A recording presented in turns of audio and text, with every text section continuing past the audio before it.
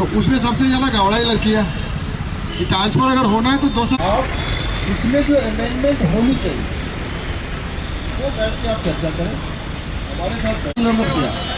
उसके बाद एक चीज़ और आई है, कई लोगों ने इसमें ये भी बोला वो मैं बता दूं, क्लियर कर दूं, ये सोचना नहीं गलत है कि 200 किलोमीटर, उसमें सबसे ज़्यादा प्रॉब्लम आई पंजाब में। ये ना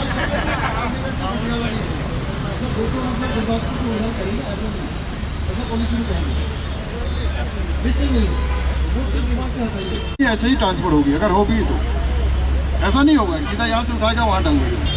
पहले तो जो जाना चाहते हैं वो चले जाए, उसके बाद जो मिसमैच होगा उसको बढ़े, जितना कम से कम ट्रांसफर में काम चले।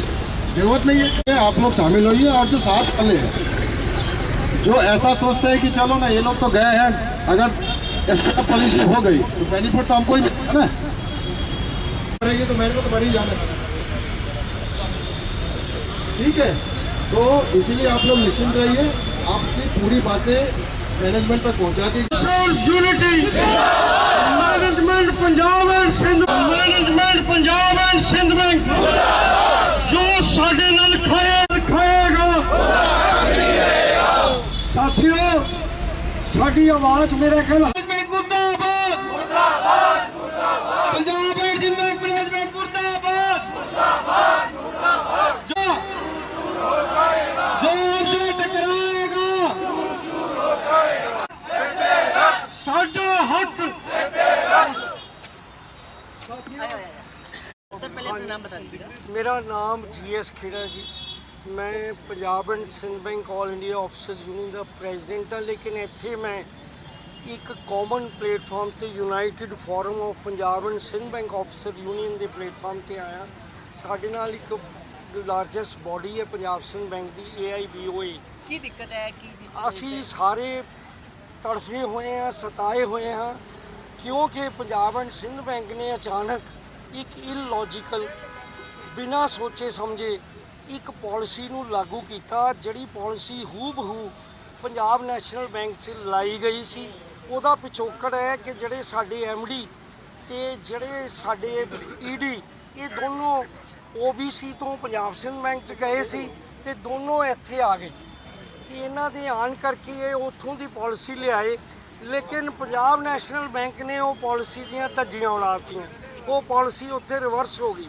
लेकिन इत्थे वजिद होए है विदेशी है, ये पंजाब सिंध बैंक दे करिंदे नहीं हैगे, ये विदेशी है, पैराशूट च पंजाब सिंध बैंक च लगाए गए है।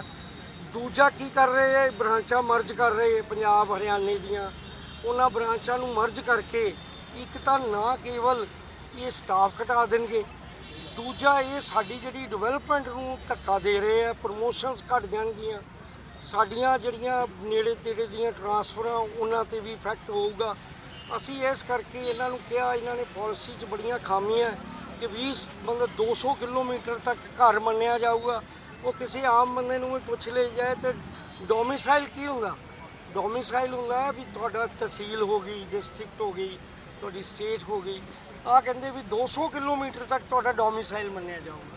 सो इन्हां दी जिहड़ी पॉलिसी है वो ना समझी का शिकार है, बिना सोचे समझी है, तो इस करके आपां अज इत्थे इकट्ठे हुए हैं और साडा इरादा जिहड़ा है वो यह है कि असी पॉलिसी लागू नहीं होंदी। इस तो पहला भी कोई साथी इत्थे आए सी, इन्हां ने उन्हां नूं खड़े भी नहीं होण दिता, इन्हां अपने गार्ड पुलिस बल नाल बाथरूमां च जाण दी इजाजत नहीं दित्ती, लेडीज़ नूं बड़ा सताया।